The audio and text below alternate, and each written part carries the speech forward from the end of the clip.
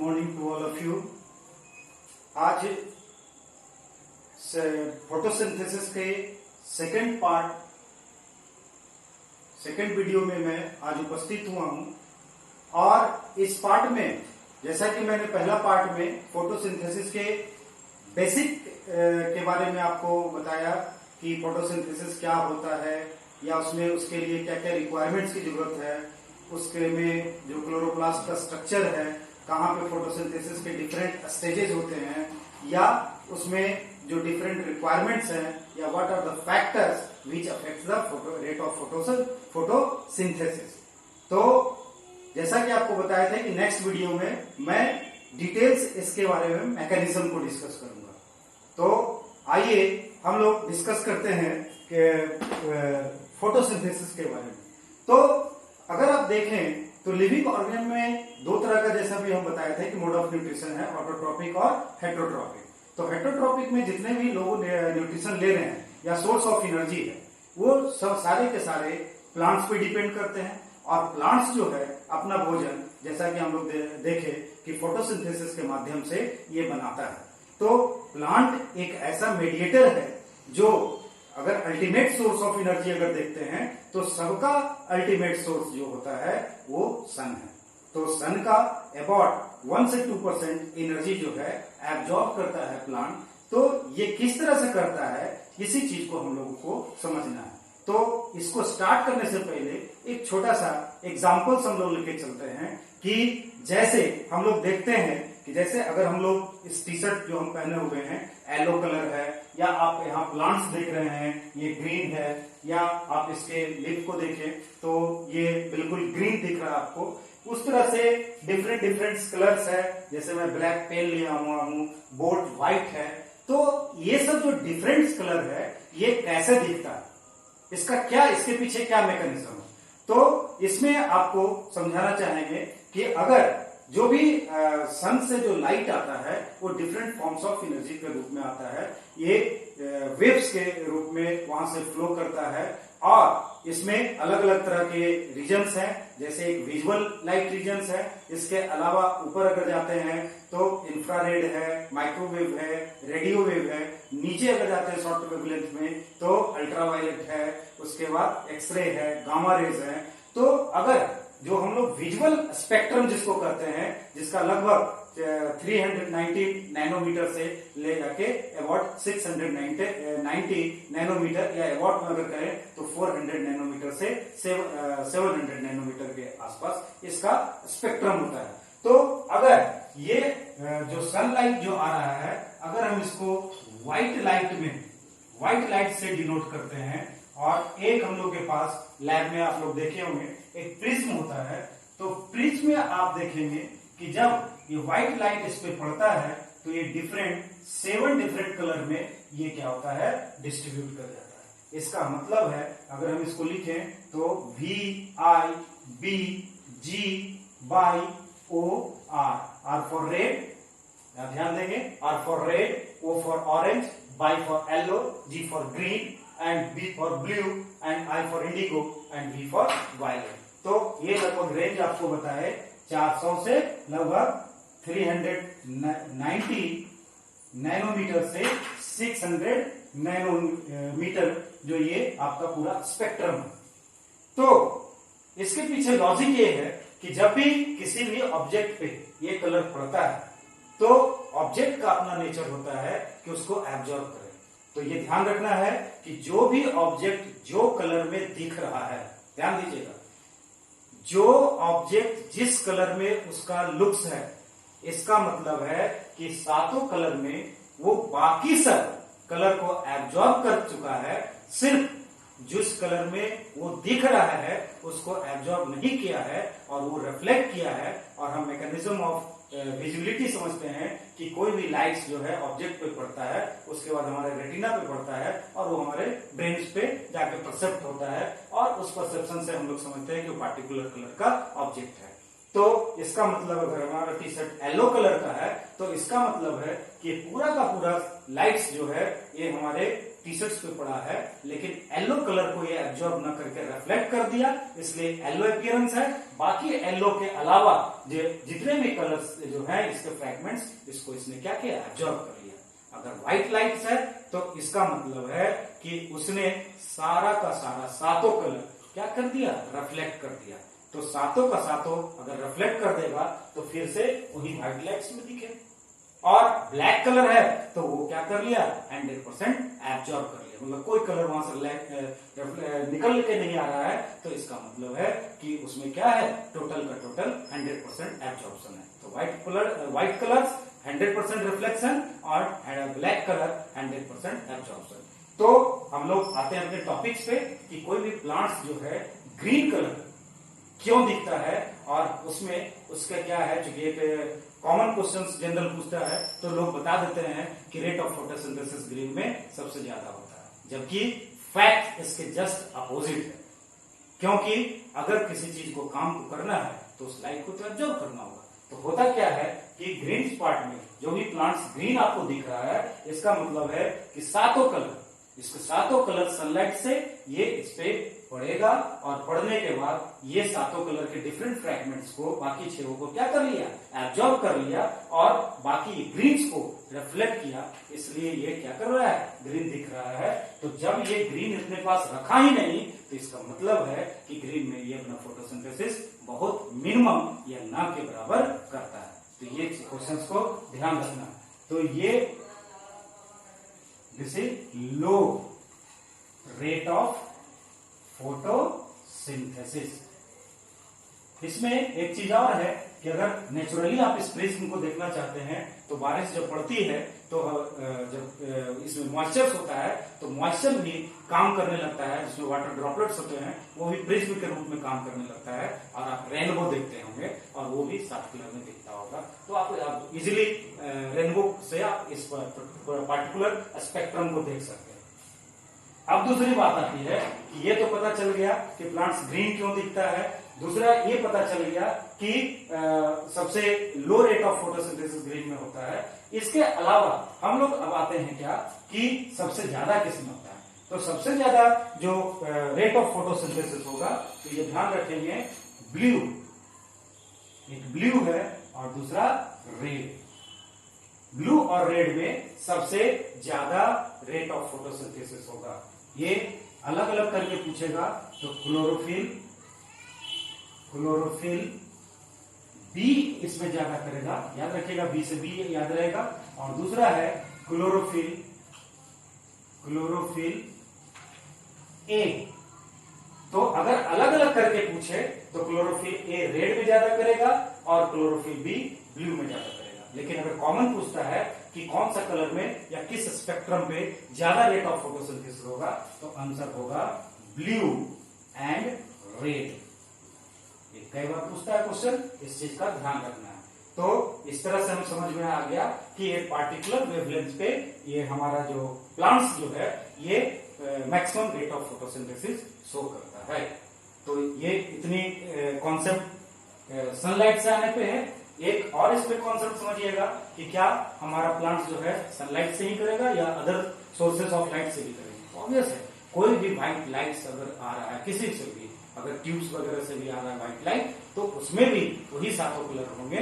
और अगर ये उसमें ब्लू और रेड है तो इसको ये मतलब नहीं है कि ये सोर्स ऑफ लाइट सन से आ रहा है या किसी ट्यूबलाइट से आ रहा है या किसी अदर सोर्स से आ रहा है। अगर ये पार्टिकुलर स्पेक्ट्रम, इस particular wavelength of light radiation अगर प्लांट्स तक पहुंचेगा तो ये फोटोसिंथेसिस करेगा। तो यहाँ एक ये भी जो मिसकंसेप्शन है इसको ध्यान रखिएगा कि कोई जरूरी नहीं है कि ये आपका सन से ही करेगा। कोई भी सोर्स ऑफ लाइट हो जो इस तरह का स्पेक्ट्रम बना रहा हो और उसमें ब्लू और रेड का वेवलेंथ का जो आपका स्पेक्ट्रम है, वेवलेंथ है, तो उसमें ये फोटोसिंथेसिस करेगा। अब आते हैं हम लोग कि ये सन से जो आता है, क्योंकि ये प्लांट्स एक यूनिक एग्जाम्पल है, इसीलिए लाइफ सक्सेसफुल हुआ अर्थ पे कि ये क्या करता है कि सनलाइट के एनर्जी को केमिकल एनर्जी में कन्वर्ट करने के पास यूनिक प्रॉपर्टी इसके पास है। तो सन से जो आ रहा है तो कैसे ये करता है। तो अगर मान लिया जाए हम यहाँ पे सन लिख रहे हैं सन से एनर्जी आ रहा है। तो याद होगा कि हम पिछले क्लास में स्ट्रक्चर ऑफ क्लोरोप्लास्ट बनाए थे। तो स्ट्रक्चर ऑफ क्लोरोप्लास्ट में हमने, क्योंकि हम बताए थे कि इसका मैकेनिज्म जो हम लोग नेक्स्ट में करेंगे, तो याद होगा तो हम इस तरह का एक ग्रैनम बनाए थे। दिस इज ग्रैनम और दिस इज स्ट्रोमा, याद होगा। और स्ट्रोमा में हम लोग लिखे थे डार्क रिएक्शन होगा, और ग्रैनम में कौन सा बताए थे, लाइट रिएक्शन। लेकिन इसमें हम लोग बताए थे कि आपका जो इसको लाइट इंडिपेंडेंट रिएक्शन भी बोलते हैं। जो भी आपको पता चलेगा, जो मैकेनिज्म बताएंगे तो ये क्लियर होगा कि लाइट इंडिपेंडेंट रिएक्शन इसको क्यों करते हैं। तो लाइट रिएक्शन ग्रैनम में हो रहा है। तो चूंकि ये सब चीज हम पिछले क्लास में बता चुके हैं, इसलिए रफली सिर्फ रिमाइंड करने के लिए दिए हैं। अब यहां से एक हम लोग ये जो पार्ट है जिसको थाइलेक्वाइड बोलते हैं, हम एक थाइलेक्वाइड यहाँ पे बनाएंगे और इसी थाइलेक्वाइड से हम लोग समझेंगे कि इसमें कैसे फ्लो कर रहा है सारा चीज। तो एक थाइलेक्वाइड हम बना रहे हैं यहाँ पे। ये थाइलेक्वाइड, उसको कंफ्यूज नहीं कीजिएगा, ये थाइलेक्वाइड एक यूनिट, सिर्फ एक यूनिट का स्ट्रक्चर है, सिर्फ एक वाला नहीं है।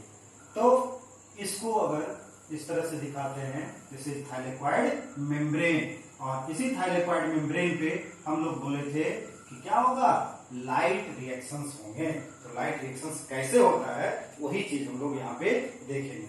तो यहाँ पे हम बताए थे कि रिएक्शन सेंटर होता है, दिस इज रिएक्शन सेंटर। इसको हम लोग PS2 और दूसरा reaction centre PS1, photo system 2 और फोटो सिस्टम 1। ये लगभग जो आपका इसका एब्जॉर्प्शन होता है 600 इसको नैनोमीटर, और इसका जो है जो आपका इसका जो मैक्सिमम जो एब्जॉर्प्शन होता है 700 नैनोमीटर पे होता है, इसलिए उसी नाम पे इसका PS2 PS1। तो यहाँ पे इस चीज को समझने के लिए एक थोड़ा सा एग्जाम्पल फिर जो हम पिछले क्लास में दिए थे खीर वाला, तो उसको थोड़ा सा यहाँ एक्सप्लेन करेंगे और तब इस पे आएंगे कि जब हम लोग बताए थे कि खीर का बनना एक प्रोसेस है जिसमें कि आप लोग कुकिंग का पार्ट देख रहे हैं, लेकिन एक इनडायरेक्ट पार्ट क्या है कि आप अगर एक सिचुएशन क्रिएट कीजिए कि मान लिया जाए घर के छत पे आपका सोलर पैनल लगा हुआ है, उस सोलर पैनल से तार कनेक्टेड है और यहाँ पे सोलर चूल्हा लगा हुआ है, और उस सोलर चूल्हे पे तो सोलर चूल्हा एक तो डायरेक्ट होगा, और अगर मान लिया जाए आप सोलर सेल लगाए हुए। अब अगर आप सोचिए कि अगर डायरेक्ट अगर कनेक्टेड है तो जब सन ऑफ हो जाएगा तब तो भोजन नहीं बनेगा। लेकिन हमने क्या मेथड लगाया कि नहीं, भूख तो डिपेंड सन पे नहीं करेगा, भूख तो कभी भी लग सकती है। तो ये जो है हमने मान लिया सोलर सेल बना लिया, और सोलर एंटीना से जो सोलर सेल वहां पे आपका जो एंटीना लगा हुआ है वो एब्जॉर्ब करके एनर्जी में, और सेल को जो वहां से सनलाइट एनर्जी आ रहा है तो सेल में क्या हो रहा है, वो कन्वर्ट हो रहा है और चार्ज हो रहा है। और चार्ज होने के बाद जब जरूरत पड़ेगा, जब आपको कोई जरूरी नहीं है कि सन उगे ना उगे, जब आपको सोलर चूल्हा का जलना या खीर का बनना ये डिपेंड करेगा कि क्या आपको भूख लगी, ये ध्यान रखना होगा। तो यही चीज यहाँ पे क्वेश्चन होता है कि डार्क रिएक्शन का मतलब ये नहीं है कि लाइट और डार्क में, ये डिपेंड ये करेगा कि प्लांट्स में ग्लूकोज का या एनर्जी की जरूरत है कि नहीं। अगर है तो डार्क रिएक्शन होगा, अगर नहीं है तो डार्क रिएक्शन स्लो डाउन हो जाता है, कोई भी प्रोसेस बिल्कुल स्टॉप नहीं होता। तो रेट किसी का बढ़ता है और घटता है, इस बात का ध्यान रखना है। तो खीर का बनना अब जो है तो दो पार्ट में हो गया, एक charging of the solar cell, ठीक है, और दूसरा उस सोलर सेल से किस चीज का, खीर का बनना चूल्हे के द्वारा। तो उस चूल्हे से हीट एनर्जी प्रोवाइड हो रहा है, और जैसा कि हम लोग कंपोनेंट डिफरेंट कंपोनेंट्स बताए थे खीर में, उसको मिलाइएगा और खीर कन्वर्ट हो जाएगा, जो कि दिखेगा नहीं। तो हीट एनर्जी का सोर्स जो हो गया, तो एक आपका एक पूरा सिस्टम, एक जो हम लोग खाने बनाने में नहीं देखते हैं, अगर आप गैस चूल्हा जला रहे हैं तो आप ये तो देखते हैं कि खाना बन रहा है, लेकिन एक सिलेंडर्स में जो उसमें पैक हुआ है वो भी एक प्रोसेस है। तो charging is the one process, और दूसरा उस एनर्जी के प्रेजेंस में भोजन का बनना दूसरा प्रोसेस। सेम उसी को कोरिलेट करना है यहाँ पे कि लाइट रिएक्शन और डार्क रिएक्शन। लाइट रिएक्शन में सन एनर्जी से केमिकल एनर्जी में कन्वर्ट होगा, और जो यहाँ पे कन्वर्ट होगा, जैसे वहां पे हम गैस चूल्हे सिलेंडर की बात कर रहे हैं या सोलर सेल की बात कर रहे हैं, तो यहाँ पे जो बनेगा वो एटीपी और NADPH मॉलिक्यूल का फॉर्मेशन होगा किसमें, लाइट रिएक्शन में। और जब लाइट रिएक्शन में ये बन जाएगा और इसके प्रेजेंस में जब लाइट रहे ना रहे, अगर सेल्स को उसकी स्कार्सिटी होगी या उसको जरूरत होगा तो ये डार्क रिएक्शन चलेगा, मतलब लाइट इंडिपेंडेंट रिएक्शन। एक तरह से इनडायरेक्टली तो डिपेंड करता है लेकिन डायरेक्टली डिपेंड नहीं करेगा। एटीपी और NADPH वहां पे होगा और उसके प्रेजेंस में डार्क रिएक्शन, जिसको कैल्विन साइकिल और C3 साइकिल भी करेंगे, जो स्ट्रोमा में एक यूनिक एंजाइम रूबिस्को के प्रेजेंस में होगा, जिसको हम आगे देखते हैं। तो ये एक थोड़ा सा कोरिलेट किया। तो अब यहाँ पे जब ये आ रहा है तो ये जो PS2 है, यहाँ पे इसको हम लोग क्या कर रहे हैं, जो आप डिफरेंट जो आप देख रहे हैं, this is called LHC। This is light harvesting complex. Light harvesting complex में जिसको हम लोग रिएक्शन सेंटर में बोलते हैं। जो रिएक्शन सेंटर दो तरह का आप देख रहे हैं, PS2 और PS1। तो रिएक्शन सेंटर जो है इस लाइट हार्वेस्टिंग में, तो लगभग chlorophyll A 7 molecule, chlorophyll B 5 molecule और एक्सेसरी पिगमेंट जिसमें कि जैंथोफिल्स वगैरह होंगे, जैंथोफिल हुआ या कैरोटीनाइड हुआ, 2 मॉलिक्यूल्स। ये तीनों में ये सब मिलके रिएक्शन सेंटर या लाइट हार्वेस्टिंग कॉम्प्लेक्स बनाएगा।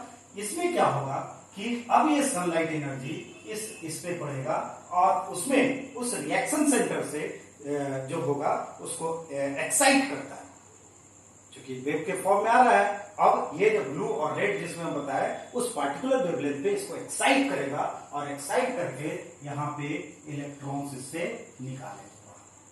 अब ये जो इलेक्ट्रॉन्स इससे निकलेगा, अब ये इलेक्ट्रॉन्स डिफरेंट, यहाँ पे बहुत सारे इलेक्ट्रॉन जो होंगे एक्सेप्टर मॉलिक्यूल्स होंगे, और ये इलेक्ट्रॉन एक्सेप्टर मॉलिक्यूल्स जो कि डिटेल्स पढ़ना है तो वो हायर एजुकेशन में पढ़ने हैं। तो यहाँ पे हम सिंबॉलिक दिखा रहे हैं शॉर्ट फॉर्म में कि डिफरेंट इलेक्ट्रॉन एक्सेप्टर मॉलिक्यूल से होते हुए ये PS1 में जाएगा और यहाँ पे फाइनली, जो कि हमको दिखाना है, तो फाइनली जो है यहाँ पे एक जो फाइनल इलेक्ट्रॉन एक्सेप्टर है NADP plus electron 2 electron plus 2H plus ion ये फॉर्म में कर देगा। This forms the NADPH। ये NADPH का फॉर्मेशन होगा, तो ये NADP से NADPH का फॉर्मेशन होगा। तो एक मॉलिक्यूल्स यहां पे आपको दिख रहा है NADPH का फॉर्मेशन। तो चूंकि हम बोले कि लाइट रिएक्शंस में 2 चीज का फॉर्मेशन होगा, NADPH का और दूसरा आपका ATP का। तो अब आगे देखते हैं कि ATP का फॉर्मेशन कैसे हो रहा है। तो जब इलेक्ट्रॉन ट्रांसपोर्ट हो रहा है, यहां से इलेक्ट्रॉन निकल गया तो यहाँ पे जब इलेक्ट्रॉन की कमी होगी तो ऐसे करते करते तो यहाँ इलेक्ट्रॉन रहेगा नहीं। तो इसमें क्या होता है कि जस्ट इसके नीचे में एक और इवेंट होता है, दिस इज ये सेंटर होता है, this is called OEC, oxygen evolving complex. जैसे कि क्लोरोफिल में, क्योंकि फोटो ये रिएक्शन सेंटर में हम लोग देखे क्लोरोफिल्स वगैरह है, उसमें मैग्नीशियम था, इस ऑक्सीजन इवॉल्विंग कॉम्प्लेक्स के सेंटर में मैग्नीज होगा। तो आप देख रहे हैं कि किस तरह से माइक्रोन्यूट्रिएंट्स का जरूरत है इसमें, इसलिए इसको न्यूट्रिशन की जरूरत है। तो ऑक्सीजन इवॉल्विंग कॉम्प्लेक्स में एक प्रोसेस होता है फोटोलिसिस ऑफ वाटर। तो अगर मान लिया जाए यहाँ पे 2H2 होगा, क्योंकि कंप्लीट हम ऑक्सीजन को अगर दिखाते हैं तो 4H प्लस आयन और 4 इलेक्ट्रॉन और प्लस ऑक्सीजन, क्योंकि यहाँ 2 ऑक्सीजन है बैलेंस करने के लिए दिए। अगर H2O को लेंगे तो हाफ ऑक्सीजन नेसेंट ऑक्सीजन निकलेगा यहाँ पे और 2H प्लस और 2 इलेक्ट्रॉन हो जाएगा। This event is called photolysis of water. तो ये ध्यान रखना है कि फोटोलिसिस ऑफ वाटर मेम्ब्रेन के इनर पार्ट, ये ध्यान रखना है इसमें, थाइलेकॉइड मेम्ब्रेन के इनर साइड में हो रहा है, ल्यूमेन में, इस ल्यूमेन साइड में हो रहा है फोटोलिसिस ऑफ वाटर। और NADPH का फॉर्मेशन जो हो रहा है ये आउटर साइड पे हो रहा है। इस चीज का बहुत ध्यान रखिएगा। और ये साइड क्या है, अगर इसको कनेक्ट कीजिएगा तो स्ट्रोमल साइड है। तो बाहर में स्ट्रोमल साइड है और ये थैलेकॉइड ल्यूमन साइड है। अब जब इलेक्ट्रॉन्स तो जब ये इलेक्ट्रॉन्स निकालेगा तो ये इलेक्ट्रॉन्स सप्लाई देना शुरू कर देगा इसको, और यही इलेक्ट्रॉन्स मूव करते रहे।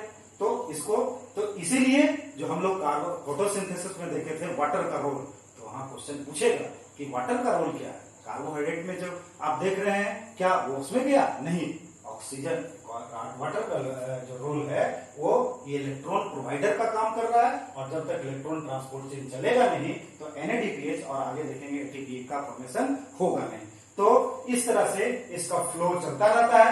अब जो ऑक्सीजन बचेगा ये डिफ्यूज होके इन्वायरमेंट में, चूंकि ये ऑक्सीजन का कहीं पे फोटोसिंथेसिस में कोई रोल है नहीं, तो ये इस तरह से इसके लिए वेस्ट मटेरियल है और ये ऑक्सीजन इवॉल्व कर जाएगा इन्वायरमेंट में और एरोबिक ऑर्गेनिजम्स के लिए रेस्पिरेशन में हेल्प करता है।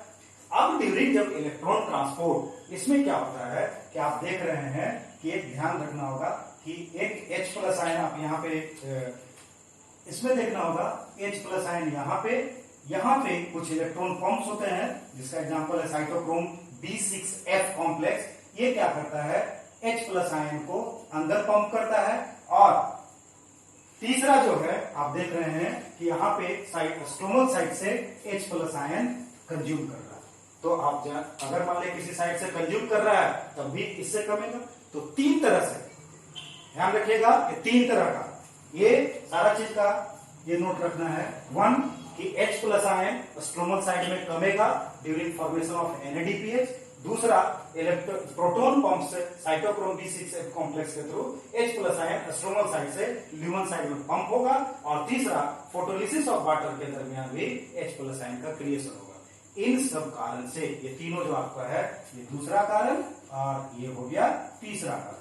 तो अगर उल्टा चलेंगे तो 1 2 3, तो अगर ये इन सब कारणों से H+ आयन का कॉन्सेंट्रेशन ल्यूमन साइड में क्या हो जाएगा? इंक्रीज कर जाएगा।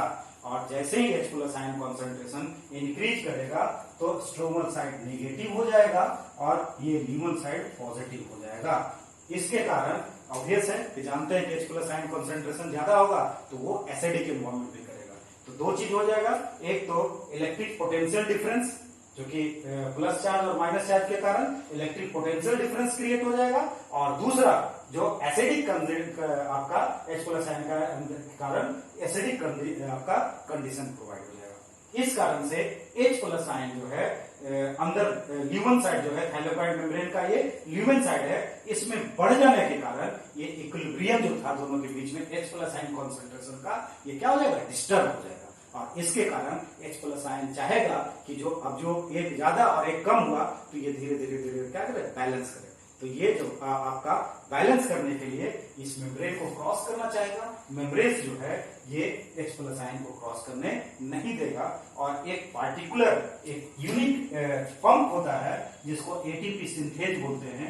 ये 2 यूनिट से बना हुआ है, इसको F0 और F1 बोलते हैं, जो कि सिमिलर माइटोकॉन्ड्रियल में भी है। तो चूंकि क्लोरोप्लास्ट में है तो आप इसको CF0 और CF1 भी बोल सकते हैं। ये CF0 CF1 को एक यूनिक नाम से जानते हैं, ATP सिंथेज। ये प्रोटीन मॉलिक्यूल्स है, ये ATP सिंथेज जो है ATP निर्माण करने का काम करेगा। तो होता क्या है कि ये फैसिलिटेटेड डिफ्यूजन शो करता है। फैसिलिटेटेड डिफ्यूजन उसको कहते हैं जिसमें किसी पार्टिकुलर मेडिएटर्स के थ्रू डिफ्यूजन हो, higher concentration to lower concentration. तो जिसके कारण यहां से H+ आयन जो है, ये H+ आयन जो अंदर था, ये अब H+ आयन इक्विलिब्रियम मेंटेन करने के लिए अंदर से बाहर आएगा, और ये जस्ट समझिए कि इस मेम्ब्रेन में ये है तो ये रोटेट करना शुरू करेगा। जैसे ही H+ आयन को हम बाहर करेगा ये रोटेट करना शुरू करेगा। तो ये जब रोटेट करता है तो इसमें जैसे आप देखिए, इसको हाथ को देखिए, तो ऐसे है, ये से है, ये से है, फिर open open close, open loose close open, इस तरह से कन्फर्मेशन। जैसे जैसे H+ आयन आएगा ये क्या होगा? एक पूरा टनल जो आपका है, जो एक मोटर्स के रूप में घूमना शुरू करेगा, और इसमें जो है यहां पे आएगा ADP। अगर A P और P, यहाँ पे 2 फॉस्फेट है तो इसको हम लोग बोलते हैं ADP, और इनऑर्गेनिक फॉस्फेट लेके तो ये यहां से क्या बनाएगा? पी, पी और पी, यहां 3 फॉस्फेट, 2 फॉस्फेट था तो एडिनोसिन, 2 के लिए डाई, एडिनोसिन डाइफॉस्फेट, 1 फॉस्फेट लेगा और इससे बनेगा एडिनोसिन 1 2 3 एटीपी, एटीपी का फॉर्मेशन। तो ये आप देख रहे हैं कि इस लाइट रिएक्शंस में पूरा ये इलेक्ट्रॉन ट्रांसपोर्ट चेन के कारण ये आपका प्रोटॉन्स का डिस्टरबेंस हुआ, इक्विलिब्रियम डिस्टर्ब हुआ, जिसके कारण चैनल मूव करेगा और एडीपी से एटीपी का निर्माण होगा। इस तरह से हम लोगों को क्या मिला, ये आपका सॉरी, तो ये आपका इससे ये निकला आपका NADPH बना और ATP बना। तो ये NADPH और ATP ही जस्ट लाइक जो हम सोलर सेल या सिलेंडर की बात करते थे, ये एक तरह से एनर्जी कंटेंट आपका इसमें रह जाएगा।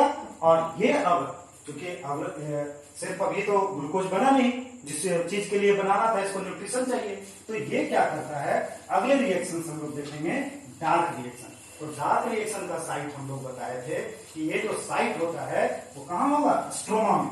स्ट्रोमा में पिछले क्लास में बताए थे कि यूनिक एंजाइम जो कि अर्थ पे सबसे एबंडेंट एंजाइम भी है, रूबिस्को एंजाइम है, और उसी रूबिस्को एंजाइम के पास उसका पूरा नाम है राइबोलोज 1,5-बिसफॉस्फेट कार्बोक्सिलेज एंड ऑक्सीजनेज, क्योंकि उसके पास कार्बन डाइऑक्साइड को रिड्यूस करने का भी क्षमता है और ऑक्सीजन को भी गेन कर, इसलिए कार्बोक्सिलेज भी है और ऑक्सीजनेज भी है।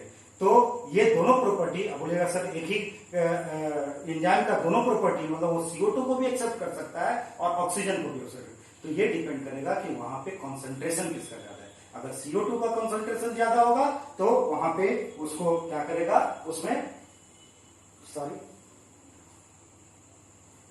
तो वहां पे अगर CO2 का कॉन्सेंट्रेशन ज्यादा होगा तो यहां आप देखेंगे एक कंपाउंड है RU, गौर से देखिएगा, डार्क रिएक्शन कहां पे होगा, स्ट्रोमा में। तो एक कंपाउंड है 5 कार्बन कंपाउंड RUBP, राइबोलोज बिसफॉस्फेट, ये 5 कार्बन कंपाउंड है।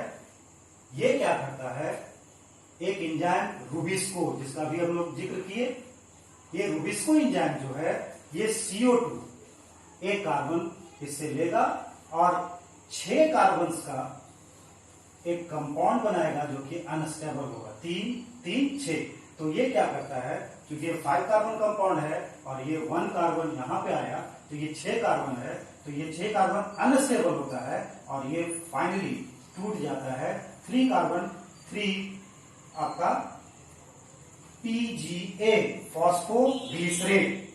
तो चूंकि ये 3 कार्बन फर्स्ट स्टेबल कंपाउंड है, ऑब्वियसली 6 का है, तो ये 2 मॉलिक्यूल्स बनेंगे इसके, तो 3 PGA फॉस्फोग्लिसरेट। तो ये जो फॉस्फोग्लिसरेट का फॉर्मेशन करेगा, और रूबिस्को है अभी बताया, राइबोलोज बिसफॉस्फेट कार्बोक्सिलेज एंड ऑक्सीजनेज, तो ये जो बनाएगा तो फर्स्ट स्टेबल कंपाउंड के कारण इसी का नाम C3 साइकिल, जो कि थर्ड कॉमन कंपाउंड है, C3 साइकिल के नाम से भी जानते हैं। इसी को कैल्विन साइकिल के नाम से भी जानते हैं, क्योंकि कैल्विन बेंसन साइकिल ये साइंटिस्ट थे, उन्होंने इसको पहले एक्सप्लेन किया।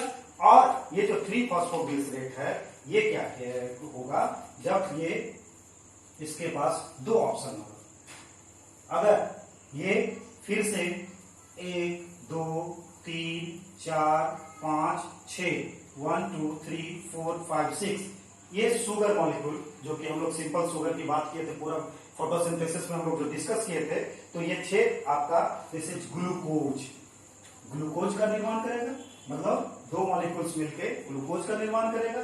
और ये भी हो सकता है कि ये इसको तोड़ के रीअरेंज करके ये 5 1 2 3 4 5 1 2 3 4 5 ये this is 5 carbon compound molecule, ये साइकिल्स को फिर से रन करने में हेल्प करेगा। तो ये पूरा साइकिल, और इसी बीच में एटीपी का, इसी बीच में एटीपी एंड NADPH, इस पूरे साइकिल को रन करने के लिए इस एटीपी और NADPH का जरूरत पड़ेगा, ये ध्यान रखना है। तो अगर लाइट रिएक्शन नहीं होगा तो सिलेंडर भरेगा नहीं, तो चूल्हा जलेगा नहीं, तो कितना भी चावल रहे, दूध रहे, सब्जी रहे, खीर बनेगा नहीं। तो इसलिए ये पूरा का पूरा सिस्टम डिपेंड करेगा एटीपी और एनएडीपीएच के ये पे। और आप पिछले मतलब इसके पहले वाले बोर्ड पे जो एक्सप्लेन किए लाइट रिएक्शन में देखे कि किस तरह से एटीपी और एनएडीपीएच का फॉर्मेशन हुआ। तो इस तरह से ग्लूकोज बना, और जब ग्लूकोज होगा तो हम लोग भी खाना खाते हैं तो फाइनली डाइजेशन होकर वही ग्लूकोज बनता है, और सेलुलर रेस्पिरेशन से उसी से क्या होता है, एटीपी का प्रोडक्शन होता है। तो जब भी हेवी सेलुलर रेस्पिरेशन हम ही लोग की तरह करेगा, तो जो यूटिलाइज करने पर जितना एटीपी की जरूरत है उतना करेगा, और बाकी जो स्टोर होंगे ये सुक्रोज के फॉर्म में, क्योंकि पिछले ही बात में बताए थे, ये सुक्रोज बनाएगा।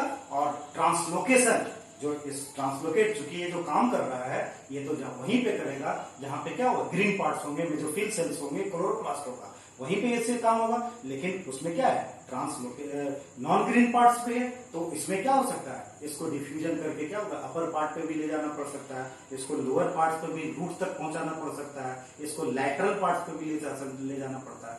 सो ट्रांसपोर्ट ऑफ द सुक्रोज, जो कि ग्लूकोज के फॉर्म में नहीं ट्रांसलोकेट करता है, ये जो ट्रांसपोर्ट करेगा सुक्रोज फॉर्म में, तो ये भी क्वेश्चन पूछता है। तो सुक्रोज को और किस वेजल से करेगा, तो फ्लोएम।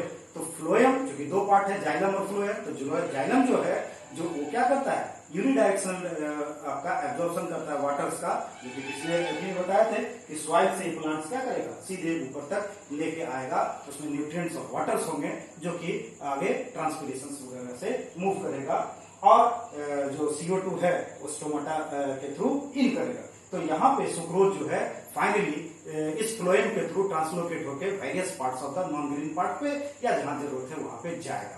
लेकिन बताए थे पिछले क्लास में कि जैसे हम लोग ग्लाइकोजेंस के रूप में स्टोर करते हैं, इसके पास भी जो ज्यादा होगा, तो ये तो बना ये मोनोसेक्राइड था, और ये बना ये डाइसेक्राइड था, और जब ये स्टोर करेगा तो ये स्टार्च के रूप में करेगा, and this starch is a polysaccharide.